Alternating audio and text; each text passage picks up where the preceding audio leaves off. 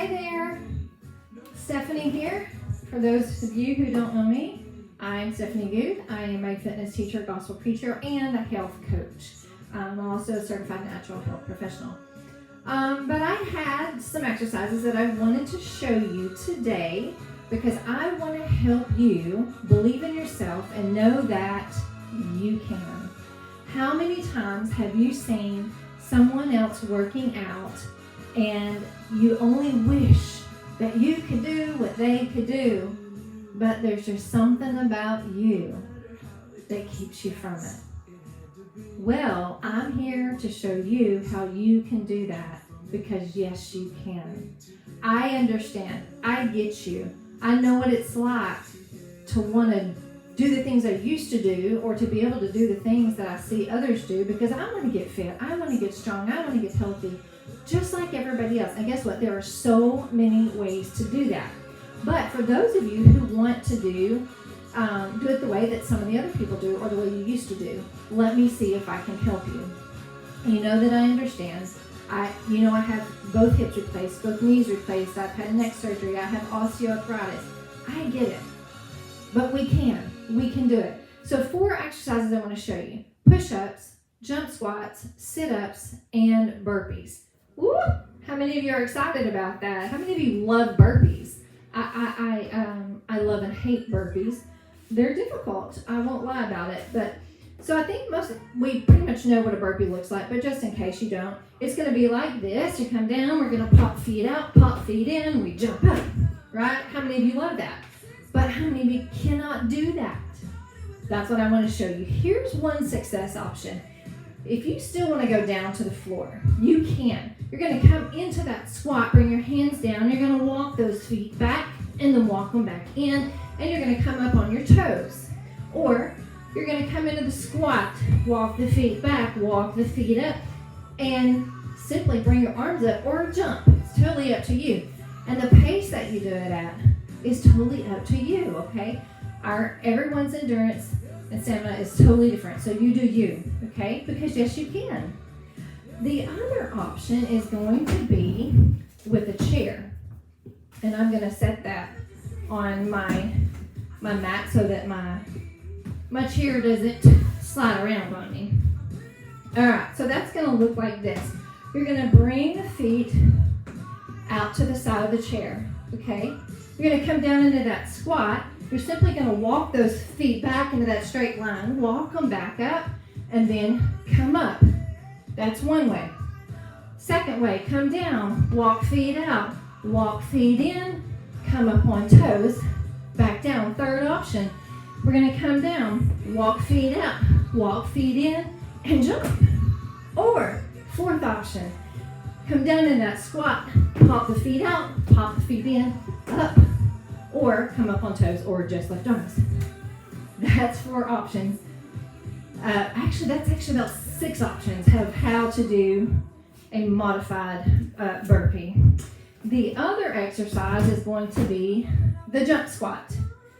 I actually like the jump squat, and it's one of those ones where I think, oh, I can't do that today. But once I get started, I'm like, yeah, I can, and I love it. The jump squat is simply that: squat and jump, squat and jump. Now, you're going to do it at a quick pace if possible, okay? But if the jump is not a great option for you, maybe you have knee issues, it's painful, you have back issues, whatever it might be, you can simply come down, come up, and get on your toes. Come down and come up on the toes. Or you don't even have to come up on your toes. You're just simply reaching toward the floor as you sit back into that squat.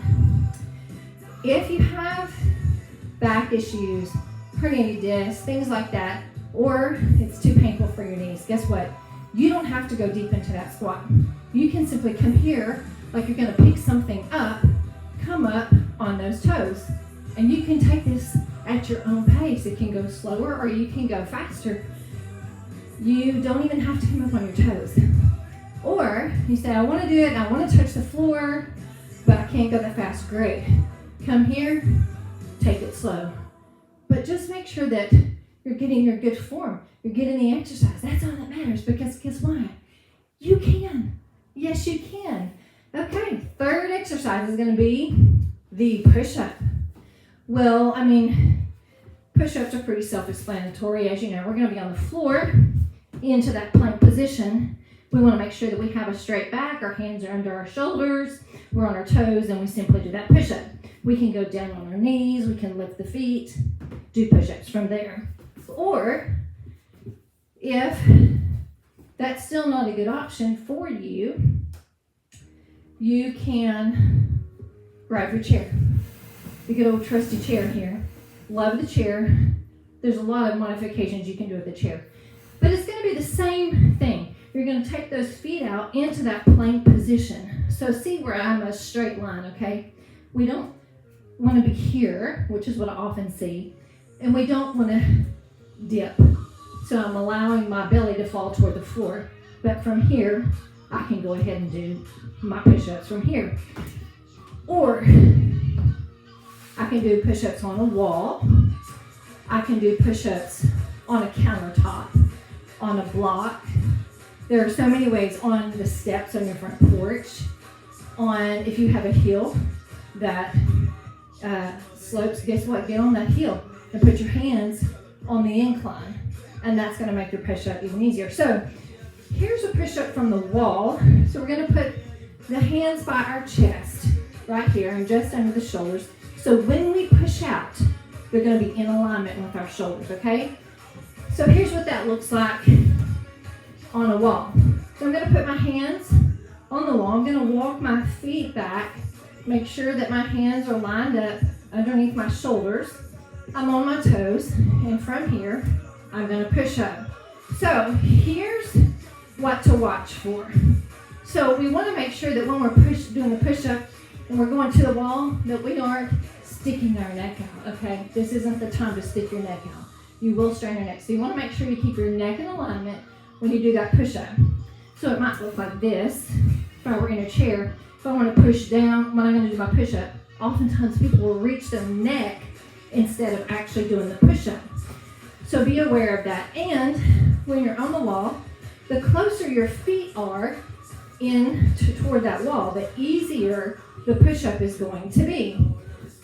But it's a great option to build strength so that you can do some of the other success options that you might not be able to do now. Here's another option for you. If this still feels hard, you can step your feet out wide, and that's going to give you more stability in that push-up. So there's another yes you can option. Our fourth exercise is the sit-up. Pretty sure we all know what a sit-up looks like, don't we? But the first option I want to show you is actually a standing option for a sit-up. So we're going to start with our arms in the air, and as we bring those elbows down, we're going to reach toward our knee, bringing that knee toward the chest. So we're still getting that sit-up action in the core. So what we want to be careful for and watch for is that it is the abdomen, the core, that we really want to work on and activate. So we want to watch when we're doing that. We want to make sure that we are scooping the pelvis, sending those hips toward the back of the room, scooping here. This is pelvis, scoop pelvis, send hips to the back of the room. So it literally is going to look like that action. Okay, that's the same action you're doing on the floor, but it's here. The imagery that I like to use for this is to imagine your lower belly and your upper belly coming to meet in the middle as you pull that belly button toward your spine, okay? So you can just have that imagery as you do a standing option. All right, let's go down to the floor. As you all know, the regular sit-up is going to be on our back. Our hands are going to be either on the back of the head or behind the ears, whichever is most comfortable for you. You want to make sure that you push that low back into the mat, pulling that belly button toward the mat, toward the floor. You're going to take a breath in and roll it up. Now, what will make that even harder is trying to keep those elbows apart. So that's going to make that sit up a little bit harder. Now, if you feel like you're not ready for that, you can't do that yet. The other option is to take your arms back behind your head toward the floor. As you bring your arms up over your shoulders, you're going to take a breath in as you tuck your chin to your chest and pull yourself up. And then roll back down one vertebra at a time, starting with that low back till you reach the shoulders. Tuck it, bring it up, roll it down. And if you're like me and you have, maybe you have some flexor issues or you have a hip problem where that hurts you to do that, I'm going to show you one thing that I like to do that helps me be able to do a sit-up. So I'm going to take my hands back, take that breath in and tuck my chin, and then I'm going to just lift that knee of the offending leg. I can even do the other one if I want to just keep it even like that, or I can simply keep this one lifted. It's still a great core sit-up. You're actually getting really great movement with that. So the other option is going to be with a Pilates ball or even just a regular bouncy ball. We're going to put that at the small of our back. We're going to put our hands behind our ears. We're going to lean back and then just sit up. Watching this core, what we want to be careful for is that we aren't popping the chest and the belly out or that we're not rounding over. We want to keep our chest open, lean back, come forward. And you can also bring those knees up. In fact, that's going to increase the effectiveness of that sit-up. So, I hope that has helped you. That's 4 exercises with modifications. You're going to do 20 of each, and you're going to do that 4 times. So 4 rounds of all 4 exercises, 20 times each exercise.